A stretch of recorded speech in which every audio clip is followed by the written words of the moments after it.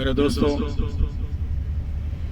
بھارت کی سرزمین میں، انڈیا کی سرزمین میں، میرے دوستو، ہندوستان کی سرزمین میں Mohammad Rafi the great international military king, Bharat کا خزانہ ہے محمد رفیع صاحب۔ ان کے کلام میں، ان کے نغموں میں، ان کے گیتوں میں مشہور شاعروں کے اشعار کے حوالے کے ساتھ، مصروں کے حوالے کے ساتھ مخصوص گیت بھی ہیں، نغمے بھی ہیں میرے دوستو، ترانے بھی ہیں۔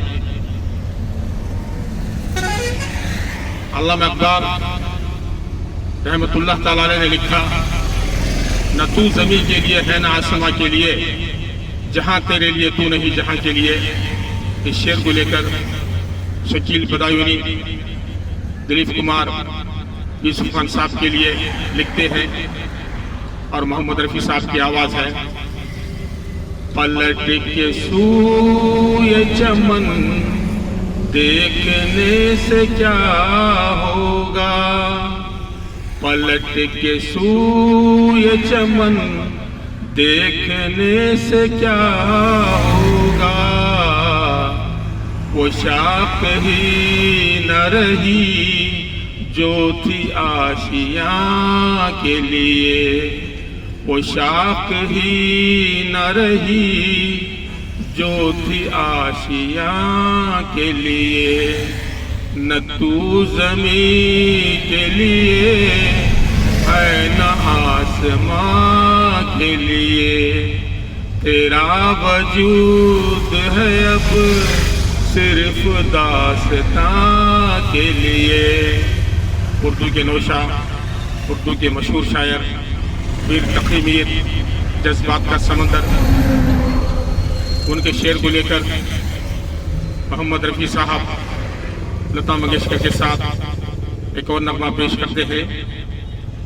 پتا پتا پھوٹا پھوٹا حال ہمارا جانے ہے، پتا پتا پھوٹا پھوٹا حال ہمارا جانے ہے، جانے نہ جانے گل ہی نہ جانے باغ تو سارا جانے ہے، پتا پتا بوٹا بوٹا حال ہمارا جانے ہے۔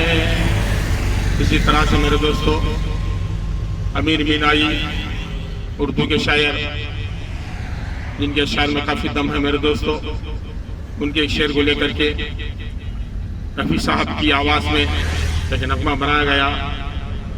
زمانے نے مارے جواں کیسے کیسے، زمانے نے مارے جواں کیسے کیسے، زمیں کھا گئی آسمان کیسے کیسے، زمانے نے مارے جواں کیسے کیسے، زمیں کھا گئی آسمان کیسے کیسے، زمانے نے مارے جواں کیسے کیسے۔ ایک اور جگہ مومن خان مومن اردو کے شاعر، مشہور شاعر، ان کے شعر کو لے کر کے بھی رفیع صاحب کے لیے ایک گیت لکھا گیا میرے دوستو۔ او میری شاہ قبا، او میری جان جنانا، او میری شاہ قبا، او میری جان جنانا، تم میرے پاس ہوتے ہو کوئی دوسرا نہیں ہوتا، تم میرے پاس ہوتے ہو کوئی دوسرا نہیں ہوتا، او میری شاہ قبا، ओ मेरी जान जनाना, तुम मेरे पास होते हो कोई दूसरा नहीं होता। एक और जगह मेरे दोस्तों शकील बदायूं ने लिखा दिलीप कुमार साहब के लिए रफी साहब की आवाज में, ये डायरेक्ट उनका कलाम है मेरे दोस्तों।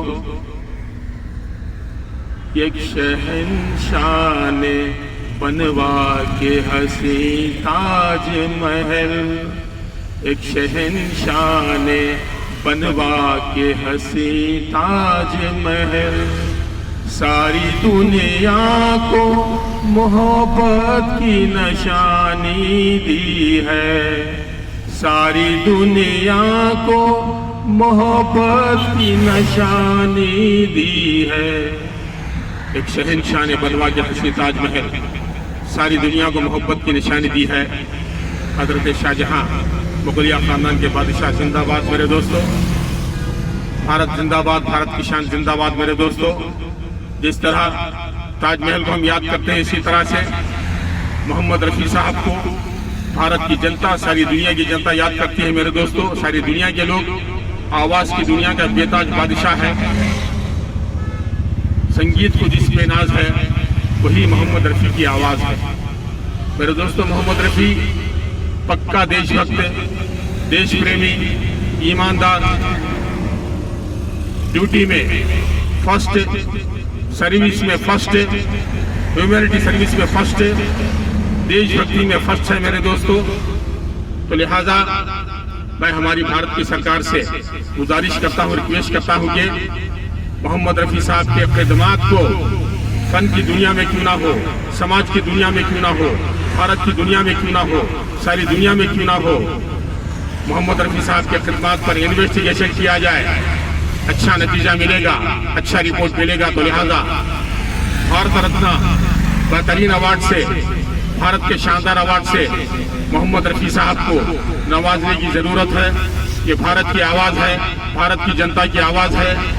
करोड़ों की तादाद में, सारे आलम में, सारी दुनिया में, टोटल वर्ल्ड में the great international melody king Mohammad Rafi साहब के चाहने वालों की तरफ से उनकी आवाज है कि मोहम्मद रफी को भारत की सरजमीन में भारत रत्न के अवार्ड से इस्तकबाल करने की जरूरत है, ऐलान करने की जरूरत है।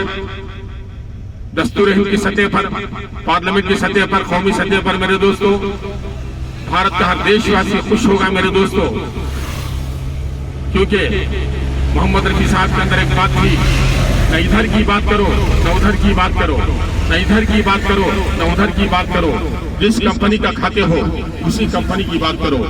मेरा भारत अजीम है।